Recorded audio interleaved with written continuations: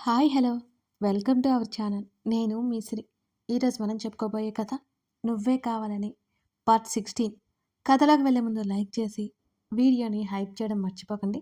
ఇక కథలోకి వచ్చేయండి ఫ్రెండ్స్. గదిలో నుంచి బయటకు రాకుండా రోజు రోజుకి వెయిట్ లాస్ అవుతున్నానని చూసి నానమ్మ అమ్మ భయపడ్డారు. నాన్న నన్ను పిలిచారు. అశు అని నా తల మీద చేయి వేసి నిమరగానే కళ్ళల్లో నీళ్ళొచ్చాయి నాకు. ఏమైందిరా, కాలేజ్కి వెళ్ళను అన్నావంట, ఎందుకు? ఇప్పటికే చాలా రోజులైపోయింది కదా, క్లాసెస్ జరుగుతూ ఉంటాయి కదా అని నాన్న అడిగారు. నాన్న అలా అడుగుతుంటే వెక్కిళ్ళు వచ్చేశాయి నాకు. నాకే తెలియకుండా ఏడ్చేశాను. అమ్మ అయితే చాలా కంగారు పడిపోయింది ఏమైందో అని. నన్ను దగ్గరికి తీసుకుని ఏమైందిరా అని నాన్న లాలనగా అడిగారు. కాలేజ్కి వెళ్ళను నాన్న అని అన్నాను నేను ఏడుస్తూ. నాన్న నా చేతిని పట్టుకుని తల పెట్టుకుని ఏడుస్తూ ఉండిపోయాను. అశు, ఏడవకురా, నాతో సరిగ్గా చెప్పు, అసలేం జరిగింది? తన గొంతులో కంగారు, భయం నాకు తెలుస్తోంది. ఆ ఫోటో గురించి చెప్పలేకపోయాను. ఏం చెప్పాలో అర్థం కావడం లేదు నాకు. నన్ను నన్ను ర్యాగింగ్ చేశారు నాన్న సీనియర్స్ అని అన్నాను. అంతా మామూలే అని నువ్వే కదా చెప్తావు. ఇప్పుడు కొత్తగా మాట్లాడుతున్నావేంటి అని అడిగారు నాన్న కాస్త అయోమయంగా. ఆయన గొంతులో కంగారు మాత్రం నాకు తెలుస్తోంది. నన్ను క్లాస్ మొత్తం ముందు అవమానించారు. నాకు కాలేజ్కి వెళ్ళాలని లేదు అని అన్నాను. నాన్న ఏదో ఆలోచిస్తూ ఉండిపోయారు. నేను మీ ప్రిన్సిపాల్తో మాట్లాడతాను అని నాన్న అన్నారు. భయంగా చూశాను నాన్న వైపు. వద్దు నాన్న, రేపు ఫ్రెషర్స్ డే ఉంది, 2 రోజులు ఆగి కాలేజ్కి వెళ్తాను అని నాన్న వైపు చూస్తూ చెప్పాను. ఇంకే సమస్య లేదా మరి అని అడిగారు నాన్న. ఇంకేం లేదు, ఏదైనా ప్రాబ్లం ఉంటే నేను మీతో చెప్తాను. మీరు ప్రిన్సిపల్తో మాట్లాడితే అదంతా గొడవ అవుతుంది నాన్న, ప్లీజ్ నేను చూసుకుంటాను అని చెప్పాను తలదించుకునే నాన్నతో. అశు, నీకేం తెలియదు, నువ్వు ఊరుకో, మీరు వెళ్ళి మాట్లాడరండి అని నాన్నతో కంగారుగా చెప్పింది అమ్మ. అమ్మ ఆ విషయం గురించి భయపడుతుందని నాకు అర్థమైంది. వద్దమ్మా, అలా అయితే నా విషయమే పెద్ద న్యూస్ అవుతుందమ్మా, ప్లీజ్. కాలేజ్ మొత్తం అలాంటివన్నీ చూసి చూడనట్టు వదిలేయాలి. కాలేజీలో ర్యాగింగ్ అన్న తర్వాత అదంతా కామన్. ఫ్రెషర్స్ డే అయిపోయిన తర్వాత క్లాసులు స్టార్ట్ అవుతాయి, అప్పుడు వెళతాను అని అన్నాను నేను. నాన్న ఇంకా ఆలోచిస్తూ ఉన్నారు. నాన్న, ఇదంతా ప్రిన్సిపల్ సార్ దగ్గరికి వెళ్తే పెద్ద గొడవ అవుతుంది నాన్న, ప్లీజ్ నాన్న వదిలేయండి అని అన్నాను నేను. సరే అశు, నువ్వు అన్నట్టే ఫ్రెషర్స్ డే తర్వాత కాలేజీకి వెళ్ళిరా. నీకేమి ఇబ్బంది లేదు అంటే హ్యాపీ. నువ్వు కొంచెమైనా బాధపడినా నేను వచ్చి మీ ప్రిన్సిపాల్తో మాట్లాడతాను అని నాన్న అన్నారు. అలాగే అన్నట్టు తల ఊపాను. బయటకు చెప్పట్లేదు కానీ నా గురించి చాలా కంగారు పడిపోయారు నాన్న. ఆ తర్వాత లేచి నా గదిలోకి వచ్చాను. నాన్నతో అబద్ధమైతే చెప్పాను. నా సమస్య ఎలా సాల్వ్ అవుతుందో నాకు అర్థం కావడం లేదు.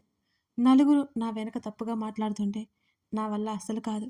ఆ ఊహకే నాకు ప్రాణం పోతున్నట్టు అనిపిస్తుంది. అప్పటికే బావతో ఫోన్లో మాట్లాడి 4 రోజులవుతుంది. ఆ ఫోన్ స్విచ్ ఆఫ్ చేసి పడేశాను మరి. ఫోన్ గురించి మర్చిపోయాను. బావ కూడా నాకు కాల్ చేయలేదని చాలా దిగులు పడిపోయాను. బావ వెళ్ళి నెల రోజులవుతుంది అప్పటికే. తర్వాత ఫ్రెషర్స్ డే. సుహా అయితే ఇంటికొచ్చేసింది నా దగ్గరికి. అశు, వెళ్దాంరా, ఇలా ఎన్ని రోజు ఇంట్లో కూర్చుంటావు? నీ తప్పు ఏం లేదు కదా, ప్రూవ్ చేసుకోవా అని అడిగింది సుహా. ప్రూవ్ చేసుకోవడానికి కూడా నా దగ్గర ఏ ప్రూఫ్ లేదు సుహా అని వెక్కిళ్ళు పెట్టి ఏడ్చాను. సుహా నన్ను అత్తుకొని ఓదార్చింది. ఆ రోజు రాత్రి నా బాధ దూరం అవుతుందని ఆ క్షణం నాకు తెలియదు. అశు, అది కాదే, నువ్వు ఇలా ఇంట్లో కూర్చుంటే అందరూ తప్పు నీదే అంటారు. ధైర్యంగా బయటికి రావాలో అని చెప్పింది సుహా. బయటికి వస్తే మాత్రం ఊరుకుంటారా? చాలా ఏడుపు వచ్చేసింది నాకు. నా గురించి వాళ్ళకి తెలీదా? ఏదో జరగగానే అందరూ ఎలా అనుకున్నారు అంటూ గట్టిగా ఏడ్చాను నేను. అశు, ఏడవకే. ఆ ఫోటోలో ఉన్నది ఎవరు? లేకపోతే అలా గాసిప్ క్రియేట్ చేశారా అని అడిగింది సుహ. లేదు, అది నిజమే. ఆ ఫోటోలో ఉంది నీరవ్ అని అన్నాను నేను. ఏంటి, నీరవా అంటూ ఆశ్చర్యంగా చూసింది. అవును, నీరవ్ వచ్చాడు అని అన్నాను నేను. అదేంటి, నీరవ్ ఎక్కడికో వెళ్ళిపోయాడు, పోతానని త్వరలో వస్తానని, నువ్వు వస్తే చెప్పమన్నాడని నాతో, మళ్ళీ నిన్ను కూడా కలిశాడా అని అడిగింది సుహ. ఎప్పుడు చెప్పాడు నీతో అని అడిగాను ఆశ్చర్యంగా. నువ్వు వాచ్ బాక్స్ రిజెక్ట్ చేసినప్పుడు అని అంది సుహ. లేదు, వెళ్తూ వెళ్తూ వెంటనే వచ్చి వెళ్ళిపోయాడు కాలేజ్ దగ్గరికి. తనకేం తనే హ్యాపీగా వెళ్ళిపోయాడు. నన్ను చిక్కులో పడేశాడు అని చేతుల్లో ముఖం దాచేసుకున్నాను ఏడుస్తూనే. ఆషు, మీ డాడీకి చెప్పురా, అయినా అర్థం చేసుకుని ప్రిన్సిపల్ గారితో చెప్పి అదంతా అబద్ధమని చెప్తారు అని అంది సుహ. సుహ, అదంతా జరుగుతుందని అనుకుంటున్నావా? నన్నొక క్యారెక్టర్ లెస్గా ప్రూవ్ చేశారా అంటూ కళ్ళు తుడుచుకున్నాను. సరే, ఇప్పుడు ఏం చేయాలి అనుకుంటున్నావు నువ్వు అని అడిగింది సుహాని. ఎల్లుండి నుంచి కాలేజ్ ఉంది కదా, వస్తాను అన్నాను నేను. ఆశ్చర్యంగా చూస్తుంది నా వైపు సుహ. ఇక నువ్వు వెళ్ళు, నైట్ పార్టీ ఉంది కదా అని అన్నాను నేను.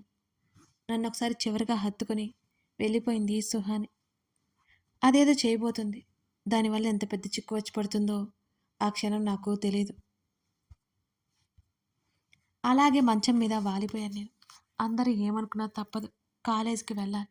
నాన్న బాధపడతారో లేకపోతే. కాలేజీకి వెళ్ళాలని నేను నిర్ణయించుకున్నాను ఆ రోజు రాత్రి. బావతో మాట్లాడి 10 రోజుల పైన అయిపోయింది. ఈ కన్నీళ్ళకి ఇంకిపోవడం తెలీదా? నన్ను బాధ నుంచి విముక్తి చేయడానికి ఈ కన్నీళ్లు సాయపడుతున్నాయి. నిద్రపోతున్న నన్ను అంపలేపింది. పార్టీ ఉంది అన్నావు, వెళ్ళావా అని అడిగింది అమ్మ. నాకు ఇంట్రెస్ట్ లేదమ్మా అని లేచి కూర్చుంటూ చెప్పాను నేను. వెళ్ళు అశు, అందరూ ఉంటారు, నీకు కొంచెం గాలి మారినట్టుంటుంది అని చెప్పింది అమ్మ. వద్దమ్మా, నాకు వెళ్ళాలి అని లేదు అంటూ నైట్ డ్రెస్ తీసుకుని బాత్రూంలోకి వెళ్ళిపోయాను. టాప్ తిప్పుకొని ఏడుస్తూ కూర్చున్నాను. ఎప్పటికో స్నానం చేసి బయటకు వచ్చాను. నా రూమ్లో నా ఎదురుగా చేతులు కట్టుకుని కనిపించాడు బావ. నా కళ్ళని నేనే నమ్మలేకపోయాను.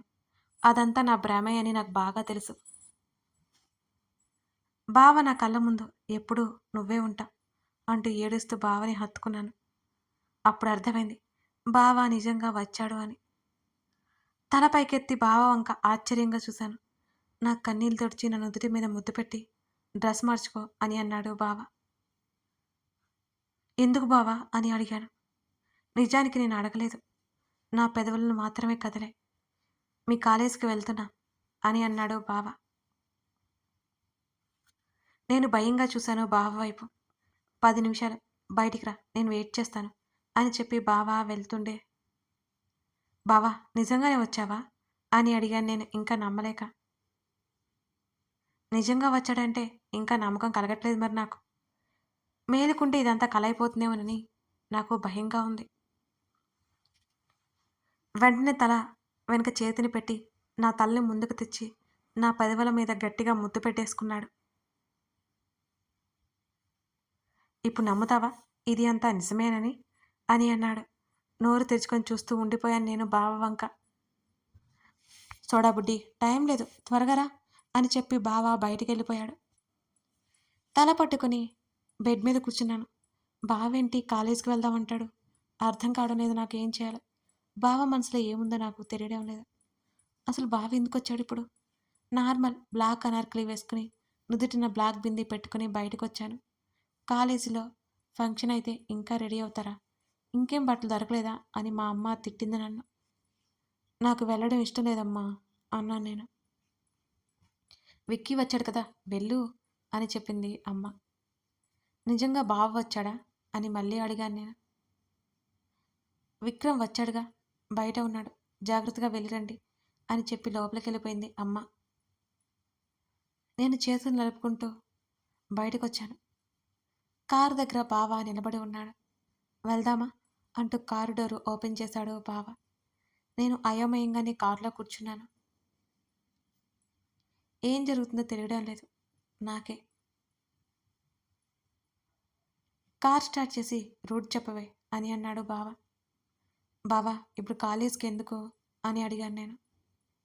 తేల్చుకోవాల్సినవి తేల్చాల్సినవి చాలా ఉన్నాయి అందుకే అని అన్నాడు.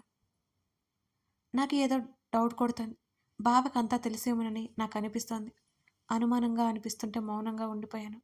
కాలేజ్ దగ్గర కారు ఆపి నా చేతిని పట్టుకుని లోపలికి తీసుకెళ్ళి, కాలేజీ పెద్దగా బాగుంది, బాగా డెకరేషన్ చేశారు అని అన్నాడు బయట నుంచి వెలుగుతున్న లైట్స్ చూస్తూ.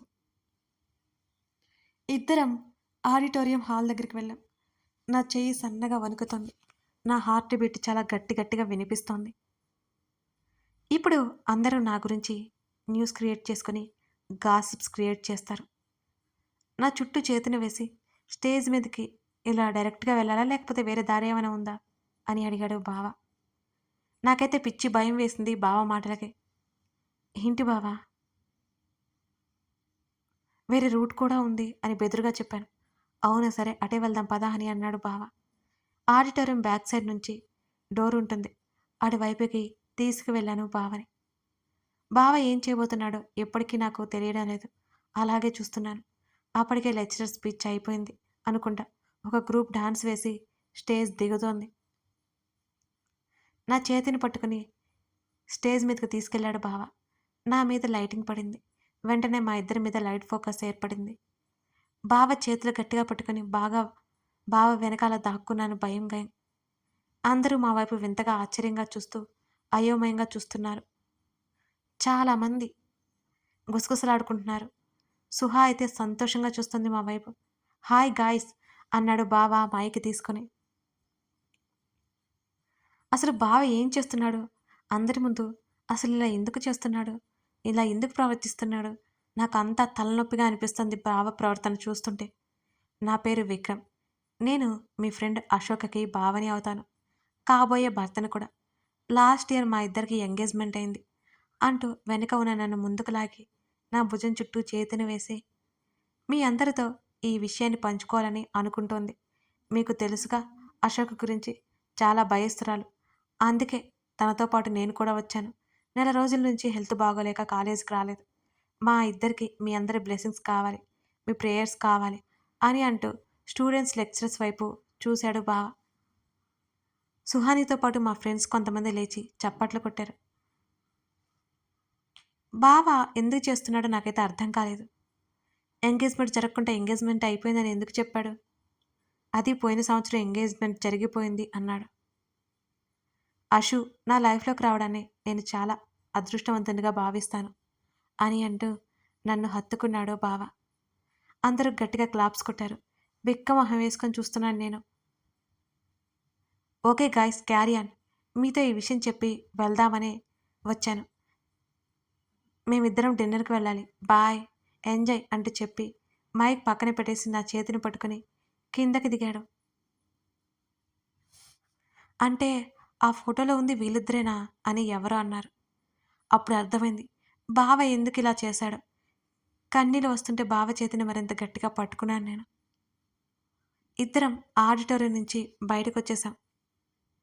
మా వెనక పరిగెత్తుకుంటూ వచ్చింది సుహ. అషు అని నన్ను గట్టిగా హత్తుకుని ఇదంతా నాకెందుకు చెప్పలేదు అంటూ సంతోషంగా చెప్పి బావ వైపు చూసింది.